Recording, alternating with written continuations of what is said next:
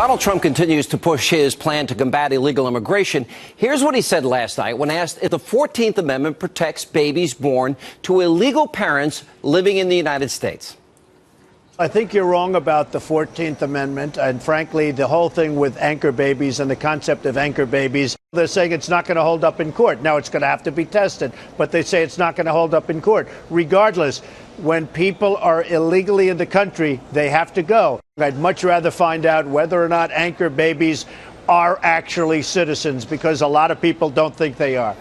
Here now with reaction, the author of the #1 New York Times bestseller for 2 weeks in a row, Plunder and Deceit. We call him the Great One, Mark Levin. Thank me. How am I? You're looking pretty good. It's the makeup. All right. Now, Rand Paul was right on this. Trump was right on this. Cruz is right on this. Walker's right on this. You mentioned on your radio program yesterday, and I think this is important. I think it's worth putting up. Republican Senator Jacob Howard of Michigan, while they were debating the 14th Amendment, he's the author of the clause, every person born within the limits of the United States and subject to their jurisdiction is by virtue of natural law and national law a citizen of the U.S. This will not, of course, include persons born in the United States who are foreigners, aliens who belong to the families of ambassadors or foreign ministers accredited to the government of the United States, but will include every other class of persons. And as you pointed out, it settles the great question of citizenship and removes all doubt as to what this clause meant. Why are so many people getting this wrong? Because they're result-oriented, because they want to insist the Constitution says what it doesn't say.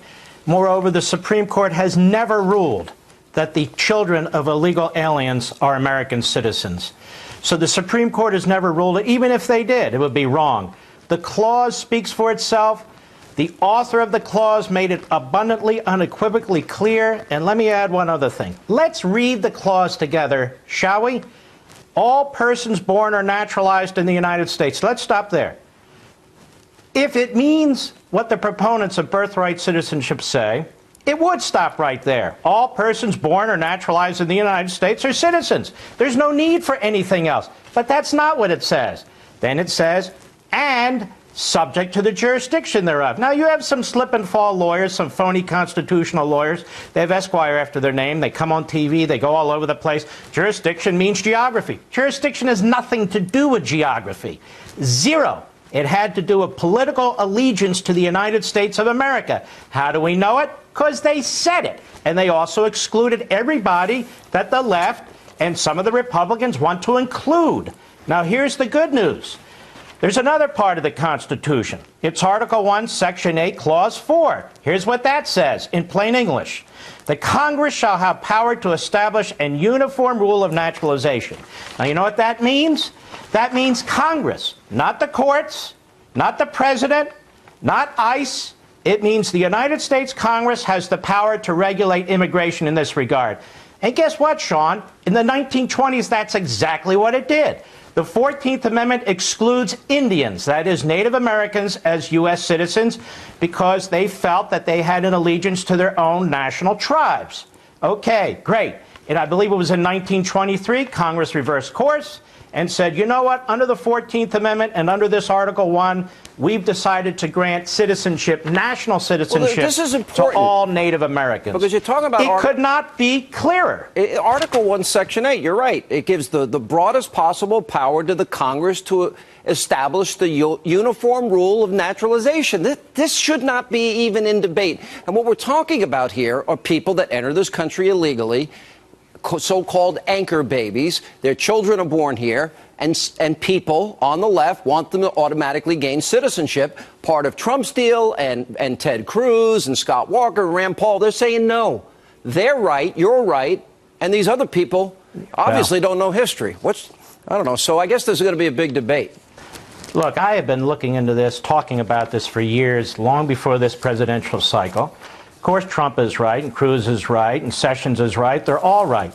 And to hear so-called constitutional conservatives trip all over themselves to sound like liberals, to rewrite this provision and accuse those of us who actually know something about it, know the history about it, know the senators who were involved in it, know what went into it, know what was meant by it, that we're the activists, that we're the extremists. Look, If you want a policy of open borders, that anybody born here should become a United States citizen, you amend the Constitution. We don't have to amend the Constitution. It says what we say it says, and by statute, going forward, prospectively, Congress can, in fact, say, we want to emphasize to this federal government, to this president, no, you cannot make children of illegal aliens American citizens automatically. All right, agree completely. What is your take on Hillary Clinton and all that's happening with this email server?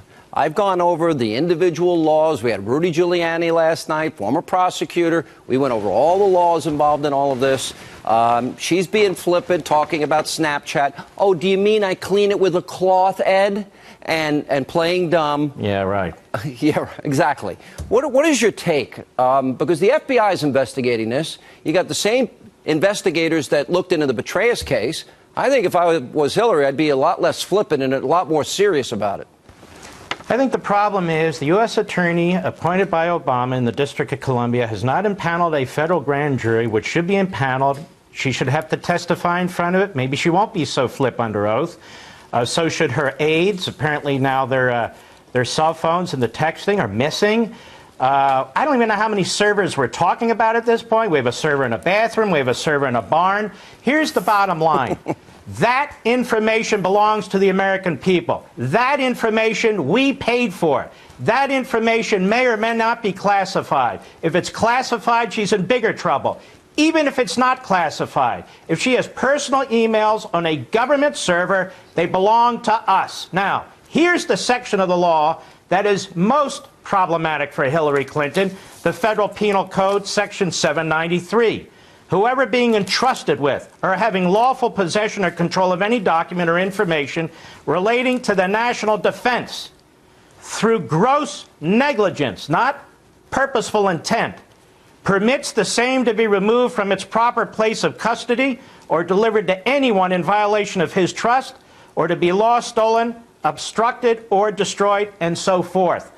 Why do we not have a federal grand jury? Why do we have to learn all this piecemeal from the media? We don't even know what kind of investigation is going on. This is serious business. Now it's time for Obama to get off the damn golf course in Martha's Vineyard and do something about this. Don't hold your breath. That's not happening. But that server should have been seized immediately. No, I won't. Let me ask you one quick question. You see the phenomenon. You see the polls. Latest Fox poll, number 1, 2, and 3, you got Trump, Carson, and Ted Cruz, 3 insurgent candidates. Doesn't that speak volumes about the anger that you as a conservative have, I as a conservative have, against Republicans that say all the right things in election years and are timid and weak and incapable of fulfilling basic promises?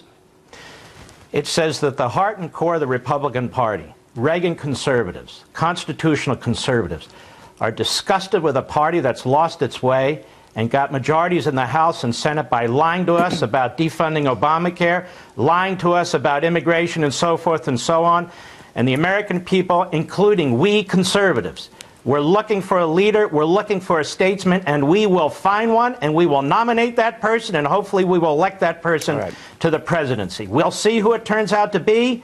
But that's what's going on. We are fed up with the Republican establishment. All right, Mark Levin, the great one. Congratulations. Plunder, Deceit, #1, New York Times bestseller, 2 weeks in a row. Good to see you, Mark.